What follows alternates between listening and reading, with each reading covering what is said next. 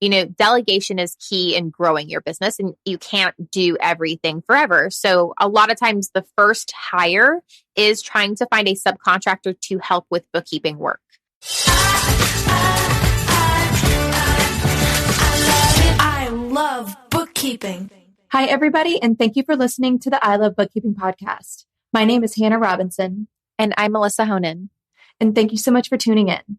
Today, we're going to be talking about something that I think there is maybe a little bit of confusion among the bookkeeping community, but it's something that's so great to talk about, and that is building relationships with subcontractors.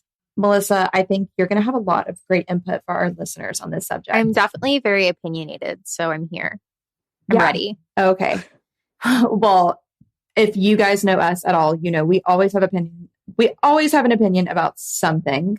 So I want to go ahead and jump on in. I think when it comes to the topic of subcontractors, there is some confusion among the difference between an employee and a subcontractor. Do you want to maybe explain that to our listeners so that they kind of get the role that we're discussing? Yeah, for sure. So, from like, I guess a paperwork perspective or, legally, like when you're going to hire this person, whether they're a subcontractor or an employee, an employee is going to be, an I-9 is going to be necessary. You are hiring them as an employee. You're going to do state paperwork. It's a little bit more of a formal process. Obviously, you need to determine how you're going to pay them. There's more laws, especially depending on the state that you are working in, they are working in. So it's definitely a little bit more of like your traditional employment. It's a little bit more formal, a little bit more, a little bit of a bigger commitment, right? Because there is all of that paperwork. There's an additional expense because as an employer, you're going to pay part of the taxes. Whereas with a subcontractor, that's going to be necessary to get their W-9. They are going to pay all of the taxes because they are self-employed and they are contracting their work to you. It's a little bit less informal. It's a little bit less formal. It's more informal. It may be more of a situation where it's a flat rate pay. You have less control over what they do.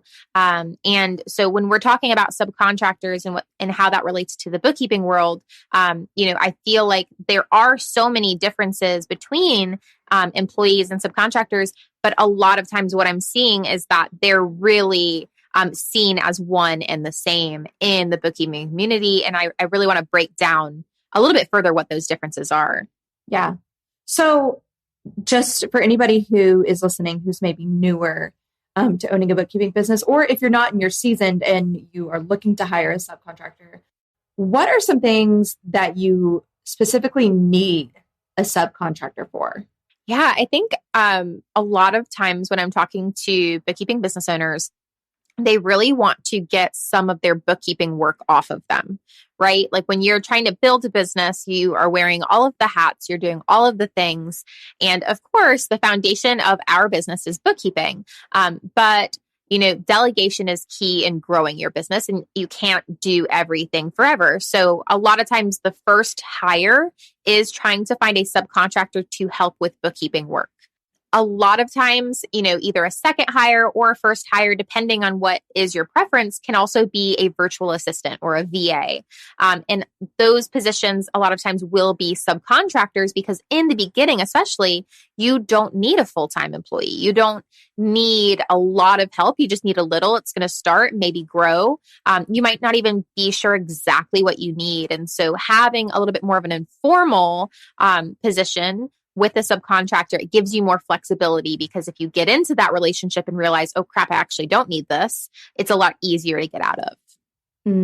So you almost think it's a better idea to start with a subcontractor to kind of dip your toe in the water of hiring somebody. I think that is one way to go about it. That's what I see happen a lot. That being said, you can kind of break it down. There's, companies that are a subcontractor-based model where, maybe all they do is hire subcontractors. There's an employee-based model where they have all employees. And then there's a little bit of a blend, which is what I have. I have a very good core group, about a dozen employees. But we do utilize subcontractors as needed to flex, right? Because I do think that, when in a period of growth, it's not going to be overnight, right? And so I can't just hire another employee for, 30 bookkeeping clients that I don't have. So if I have 3 bookkeeping clients over our current capacity, am I going to hire another bookkeeper or am I going to stress out my current team? No, I'm going to utilize a good in between of a subcontractor. So I think that in the beginning, that is a good way to test the waters, depending on what you need. But I will say that the subcontractor only model, in my opinion, is not sustainable. And you do need to think big picture that employees will be the future depending on what your goals are for your business. Well, and I think that kind of it goes to show that subcontractors can come in to play when you are just starting off and you need maybe a smaller role, but they also can come into play when it's somebody like you have employees, you have an established business, but you need the extra help. And so I think that's a great example of how important they can be and how they can be utilized in all different types of business models. They're extremely important. And I think that when it comes to building relationships, especially with subcontractors, it's really important that you welcome them to your company culture as if they're an employee. Now, you cannot treat them like they are an employee. Legally, there are differences, but that doesn't mean that you can't welcome them onto your team and give them the same opportunities to be a part of your company culture. And that's really going to help you in, retaining those subcontractors. There is, just by the nature of it, going to be significantly more turnover in subcontractors, especially if you're only giving them, 1 client, 2 clients, 5 clients, 5 hours a week or 10 hours a month, whatever it might be. That's not typically going to be sustainable for them financially, right? Unless they have a full-time job or, if they're trying to build their own business, you're going to see a lot of turnover. That being said, it is possible that if, maybe your subcontractor is a stay-at-home mom and, she just wants 5 hours a week, or somebody has a full-time job and they're just doing this for a little bit of pocket cash, you might be able to keep them for an extended period of time because that's what they're looking for. And so what you need to do is make it beneficial to them for them to stick around, right? Because I'll tell you right now, if I could find subcontractors that just want 5 to 10 hours, just a little bit here and there, they're happy with that forever. And they just want to stay a subcontractor forever. Like, man, I'm going to try to steal them from you, right? Because that is so beneficial. And the way to keep those people, because they are just so valuable, is to pay them well, and to welcome them into your company culture, and really just incentivize them to stay. I think that's so important that you bring up, having a great company culture that kind of ties into how to make your subcontractors happy. What are some specific things that you do to kind of cultivate that safe space for your subcontractors to, maybe they only do 5 hours a week for you, but they still come back and want to work for you because you create this great space for them? What are some things that you do to create that company culture? Yeah. And I will say with a caveat that, similar to the conversation that we had with Alyssa Lang in our last episode, which is like, I'm not perfect all the time. So I'm sure that maybe some of my former subcontractors will listen to this and be like, oh, well, that's a bunch of crap, right? Maybe that wasn't their experience, right? But that's also the nature of subcontracting work, is that you're coming into a company for a short period of time. You only have a short window of what to see, especially if you leave quickly. I have to say that in my experience, having worked with probably 50 plus subcontractors over, the 6 years we've been in business, we've definitely changed things over time and we've gotten better. So I've made a ton of mistakes. I'm going to make that very clear. A ton of mistakes in this where I think that we're finally in a good place to know how to do this. And so for us is, we have a very heavy-handed onboarding when it comes to subcontractors. All of our bookkeeping specialists that come into our company, unless they are highly skilled and can go immediately into a senior position, come onto our team as a subcontractor for the first 90 days. The reason being is because we had a subcontractor. I think we hired like 3 or 4 in one time, and we hired one out of the state of New York. And I brought him on as an employee, as we always did. And he had some personal issues. He had to leave within like 2 weeks. It wasn't us. It was something that was going on in his life. And he apologized. He thought we were a good fit, but it wasn't going to work out.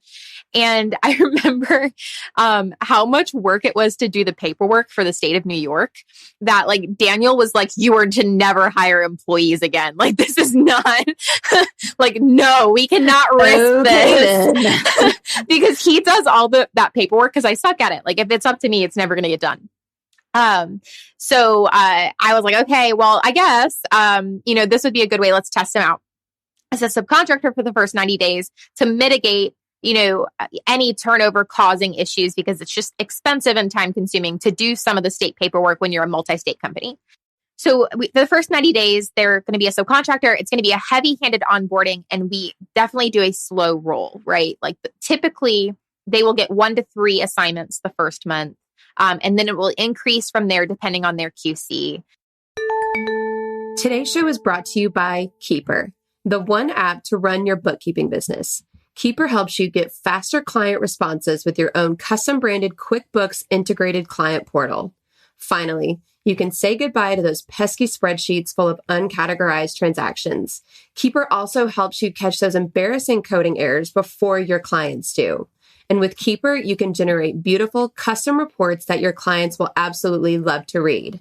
To find out more, go to keeper.app. That's keeper.app. Mention I Love Bookkeeping to get 20% off your first 3 months. Again, go to keeper.app to find out more. Thank you for listening.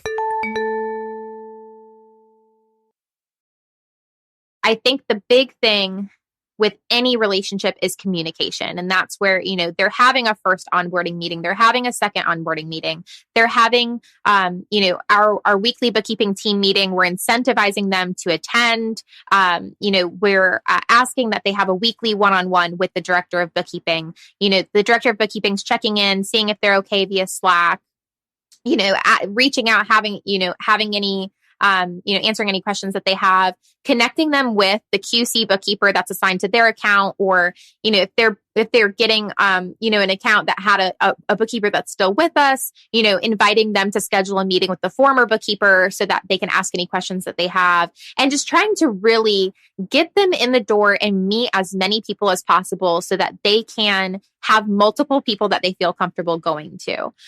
Trying to introduce them to our community as quickly as possible and try to make it so that they're comfortable. If they run into any problems, or if they have any questions, or they have any concerns, it's not just, oh, my boss that I have to go to. It's like, oh no, like this is my coworker, this is my colleague, this is another subcontractor. I can go to them if I have questions, and just making a very welcoming, open environment. And I've seen significantly more success in that, rather than trying to keep your subcontractors separate. Like, oh, it's just a subcontractor, I'm going to try to keep them over here on this side of things. Like, no, you're a subcontractor. Yes, you may be temporary, but our ultimate goal is to try to convert our subcontractors to either long-term subcontractors or employees. And so we've found a lot of success just saying, you know what, we're okay with, if this is just temporary, all right, but it's worth the risk, because it might not be, it might be permanent. You might come on board as an employee, and we want you to feel, happy here right off the bat. Well, I really like what you said about how communicating to the point where they feel like, this is my coworker, this is not my boss, or this isn't an environment where they're not welcome. Creating kind of that welcoming space for them, I think builds such positive relationships and makes people ultimately want to come back.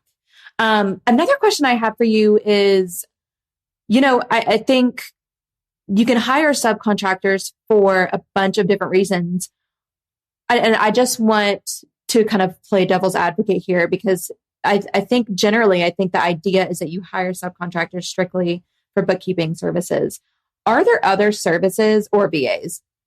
But are there other like specific services that you would hire a subcontractor for, or that you've heard that maybe other people are hiring subcontractors for? Like for example, like if you're hiring for a cleanup job or something like that. Oh, yes. I highly recommend having a bench of subcontractors, right? If you don't have the work, but you just have a network of people that you can go to, if you do need work out of the blue, but specifically with cleanup. We do a lot of our cleanup in-house, just because I have an amazing team of just cleanup ninjas, man. Like, I don't even know. As like a quick anecdote, I remember, I still need to get this. I remember saying I needed to get a plaque or like a trophy for Rachel because she did her first like 100+ hour cleanup. But it was originally estimated to take like 160 to 200 hours. Was like we had like 10 people quote this cleanup, and literally everyone was like, this is a nightmare. This is going to take 200 hours. And Rachel did it in like 105 or something like that. And it was like the cleanest books. It was just amazing. So I have a bunch of really great cleanup people on my team. That being said, again, if you're trying to scale the company, you're getting a lot of cleanups at once, or if there's like a priority client and you want to onboard them quicker, having those cleanup subcontractors that you can go to. I have one in particular that I use primarily. I do have a few others as backups, but I can. It's very, very easy to just take. Hey, I've got this cleanup. Can you give me a quote? She comes back. She gives me a flat rate quote with, how many weeks it's going to take to turn around, what she needs. And it's just it's so easy. Oh my God, it's so easy. And I'm not going to name her on this podcast because I don't want anyone to steal her. Right. I do recommend her to almost like everybody that I talk to in the bookkeeping world, but you have to talk to me. So that's basically there it is, guys.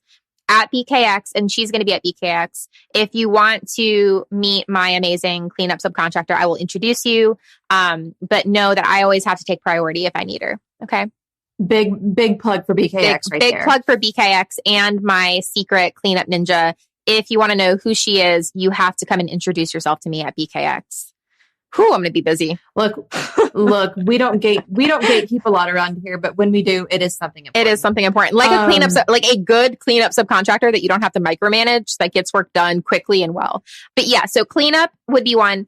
I have also, sorry, to answer your actual question, I also have a resource for payroll, like a payroll specialist, payroll liabilities cleanup specifically. Or just payroll advisory. Like if you have questions about like payroll liabilities, that type of a thing, that's a relationship that we recently created.